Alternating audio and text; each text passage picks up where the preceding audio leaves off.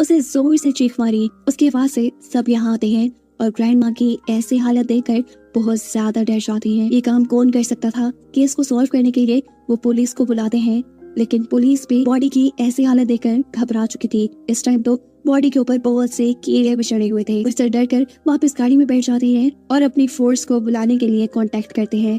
वो यहाँ से खुद भी जाना चाहते थे, लेकिन बारिश की वजह से कुछ भी नहीं कर पा रहे थे। देखते ही देखते रात हो गई और आधी रात में दोबारा एम्बर को म्यूजिक चलने की आवाज आई। जैसे ही वो म्यूजिक प्लेयर के पास आती है तो इस वक्त दोबारा उसे सब क्लियर नजर आने लग जाता है और इवाना की कहानी एक मर्तबा फिर कंटिन्यू होती है। दिखाया जाता है कि इवाना जिन इंडोनेशियन लोगों को यहाँ बचाने आई थी, वही इंडोनेशियन लोग इवाना को इस लड़के से अलग कर देते हैं।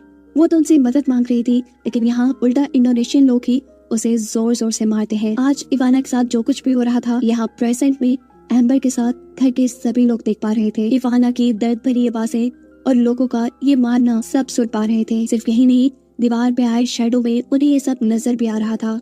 ये मारने वाले इंडोनेशियन लोग अब इवाना को जापानीज सोल्जर्स के हवाले कर देते हैं। उन्होंने अपने ही हमदर्द के साथ धोखा किया था।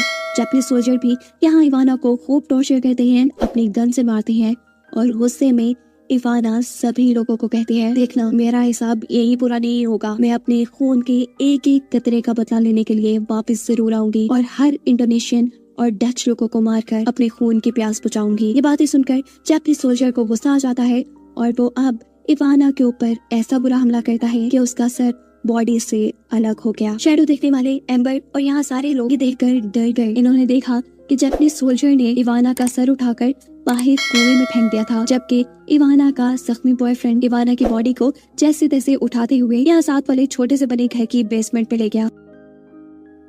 इवाना की लाश को छुपाने के लिए उसने बहुत सी मिट्टी इवाना के ऊपर लगा दी ताकि सबको लगे कि ये एक स्टैचू है। उसके बाद कपड़ा ढक के वो यहाँ से बाहर निकल आया। वो जापानीज सोल्जर से अपनी दोस्त इवाना का बदला लेना चाहता था, लेकिन वो जख्मी था, ज्यादा कुछ नहीं कर पाया। जापानीज सोल्जर्स ने उसे ही मार दिया। यहाँ सब लोग जो शैडोज देखने में बिजी थे, इतने में ही दिखाया जाता है कि इवाना की सोल एगस के भाई को साथ वाले घर की बेसमेंट में ले जाकर बुरी तरह उसके सर को उसकी बॉडी से अलग करते हुए मार देती।